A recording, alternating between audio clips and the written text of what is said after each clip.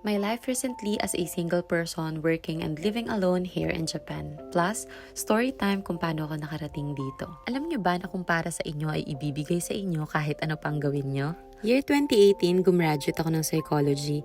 Madaming opportunity papuntang Japan, pero pinagpaliban kasi pinurso ko yung tinapos ko. Kaya dinala ko ng mga paa ko sa mundo ng HR. I have built my career as an HR professional na kahit kailan hindi ko pinagsisihan. Year 2021, October, niyaya ako ng ate kong mag-aral ng Japanese language. Online lang naman daw. Umuon naman ako. Try daw namin mag-caregiver sa Japan. Since may full-time job ako, halos hindi ako nakaka-attend ng online class. Pero nag-aaral ako sa gabi. Natapos ko naman, pero syempre hindi ako masyado natuto. Kumuha na din kami ng NC2 for caregiver, pero mailap ang opportunity sa amin kasi hindi naman kami N4 or JFT passer. Year 2022, May, niyaya na naman ako ng ate ko. Mag-try naman daw kami as housekeeper sa Japan. Syempre, number 1 ang nanay ko na nag-disagree. Hindi nga daw ako marunong humawak ng walis.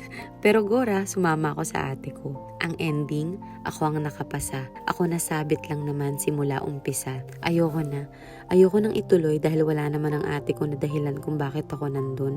Pero nung sinabi ng ate ko na ituloy ko para sa aming dalawa, tinuloy ko. Inisip ko na lang na hindi lang pangarap ko ang tutuparin ko kundi pati ang pangarap niya.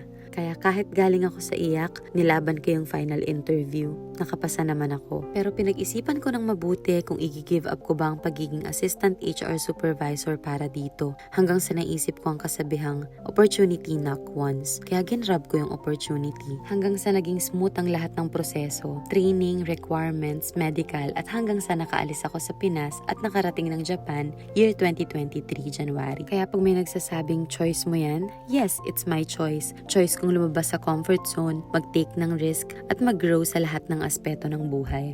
Bilang housekeeper, masaya ako sa trabaho, sa mga katrabaho, ibang-iba sa ginagawa ko noon. Araw-araw akong natututo, nasasanay sa mga bagay na wala akong kaalam-alam noon. Wala pa akong 1 taon, alam kong hindi na kaya ng katawan ko. Kilala ko ang sarili ko, pero lalong kilala ako ng nanay ko. Kaya pakitang tao tuwing nagtatanong siya kung kamusta na ako, kaya ko pa ba? Syempre sasabihin ko, oo naman, basic. Kahit may internal bleeding na pala ako sa likod, kahit hinihimatay na pala ako dahil sa over-fatigue. Pisikalan kasi talaga ang trabaho ng housekeeping.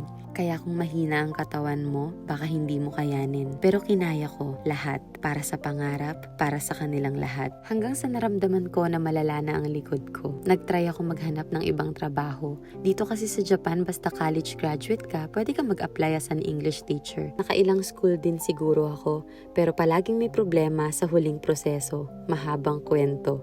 To cut the story short, hindi ako nagiging English teacher dito sa Japan. Pag hindi kasi para sa'yo, kahit ano ding gawin mo, hindi ibibigay sa'yo. Pero may mga bagay na kahit hindi mo hilingin, kusang ibibigay sa'yo. God knew how hard you fought. Alam niya yung mga bagay na kailangan mo, kaya kahit hindi mo hilingin, kusa niyang ibibigay sa'yo. After 1 year and 9 months of hard work as a housekeeper, God gave me this beautiful blessing and great opportunity. At pinagpapasalamat ko ang mga taong ginamit niyang kasangkapan para maibigay niya sa akin ito. I am now working in an office-based job.